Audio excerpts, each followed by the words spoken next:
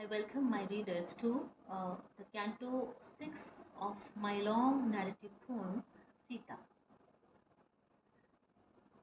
In this canto, I will be talking about the presence of the virtue and vice, the positive and the negative in human life, and how to create a balance between the two and to live life in a more optimistic manner. Despite having several negative forces all around, it depends on the human to create an ambience for himself or herself. This canto basically addresses that. It is not a simple coincidence that Foucault also underlines the need to study the events of history, its surprises, its unsteady victories, and its unpalatable defeats. In terms of heredities in history, the philosophical impetus of this canto once again seemingly comes from Foucault's statement that a writer must be able to diagnose the illnesses of the human body, its conditions of weakness and strength, its breakdown and resistance, to be in a position to judge philosophical discourse. Stop quote. The aim of this canto is not to establish an easy one-to-one correspondence between poetry and postmodernist theories, between good and bad. There are no easy binaries. And for such an enterprise, one can be only speculative. It is not necessary either to verify if I have actually read the new theories for my poetic arguments in this canto. The emphasis is on highlighting the daunting environments in human life and how poetry being written today has easily covered this terror, this lure in human life. It is also not necessary to verify whether this canto was written prior to the publication of a particular book of theory which it seems to echo, for it is not a question of what precedes what. It is more of a question of relationships between the two possibilities, the possibilities of theory and the possibilities of poetry in any given environment. And also, it is about the possibilities of varieties of things living together in the life of one human being at a time. And now, allow me to read the Canto 6 for you. Canto 6, Sita, a poem. I was in the forest, in the sacred presence of fire, skies, and the compliant passions. Destiny unfolded itself. Valmiki wrote the tale in the Aranya Kanda. We saw the Dandaka forest, confronted Virada, redeemed the sages cursed by him. Cool waters of the hermitage of sage and the wondrous attainments of the tapas, our compelling veneration, their native heavens, spouts and bounty, livid aspirations of the body of surmounting to the province of divinities, the autonomy of the true Brahmates, the ultimate triumph of the soul force of the rishis. Forests, the paragon of all wisdom, the definitive storehouses of Vedic philosophy, were matchless in our reverential approbation. We were transformed amongst the paradigms of the hermits and the material forms of their sacraments.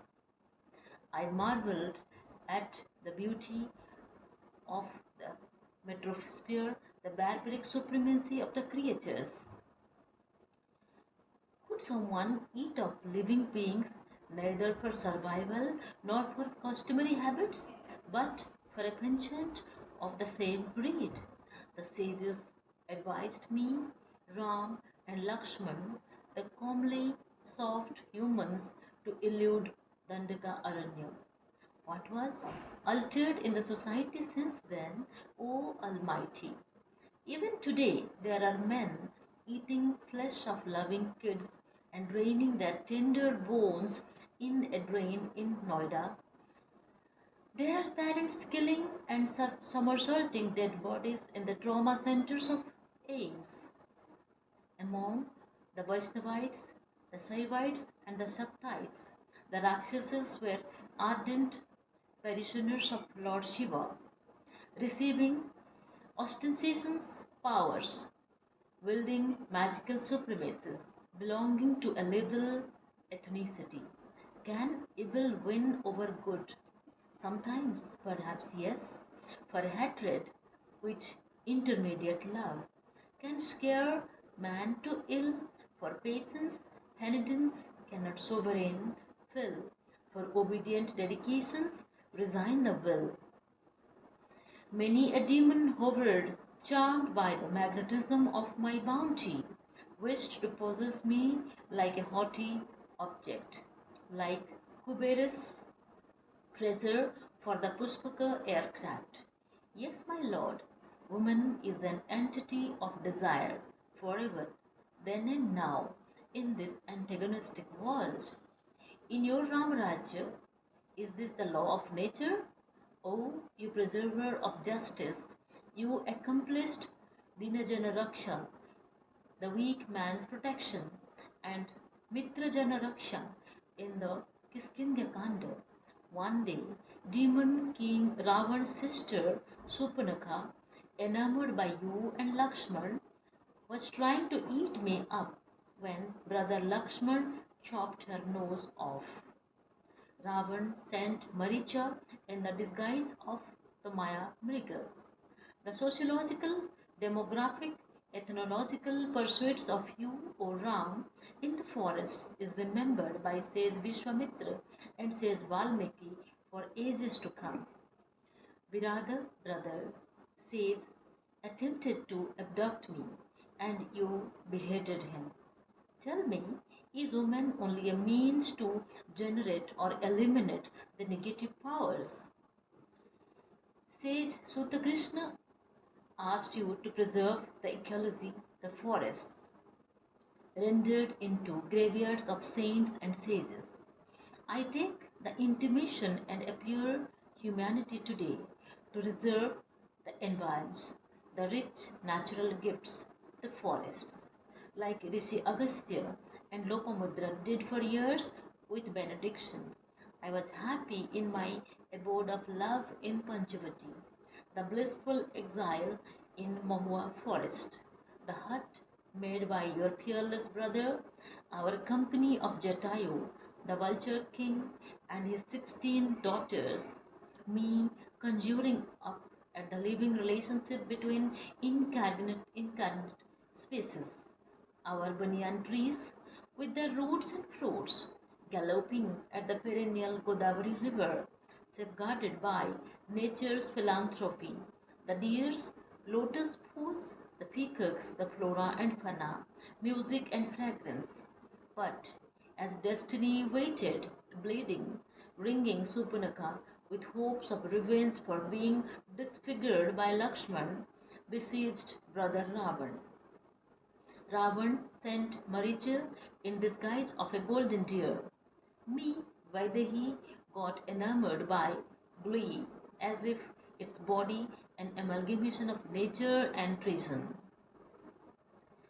This enchants me. Nowhere had I seen such seduction, such elegance, such a living being of delight. Let me have it, let me have it, let me have it. Whosoever has said that a woman's greed and a man's wrath has to be controlled is true to the essential. Real or just enchantment, you decided to get me the unnatural golden deer. Beyond the abysmal into the forest its lure, so elusive, such out of the way, adroit, enticing, zoomed like lightning the wonder deer. Your powerful arrow hit the deer and it died, stimulating your voice. O Lakshman, O my Sita dear, I urged Lakshman to go and search his brother. Knowing well Maricha's necromancies, Lakshman disobeyed me, and I turned fire. He left, anxious, embossing the Lakshmana Rekha, and then and there came Ravan in a sage austere camouflage, begging alms at our door, pleaded me to cross the line, and then seized me, Ravan the treacherous. I wailed, seeking you, shrieking in the forest, and Jatayu came to my rescue, but in vain. The crime of the chaos against all sanctities was done with my abduction.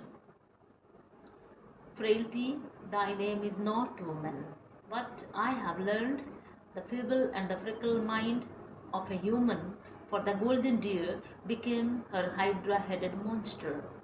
You had advised me to ignore the deer because nature doesn't produce animals of gold. Going beyond her, going beyond nature, I had summoned the wrath, the anger of Mother Nature.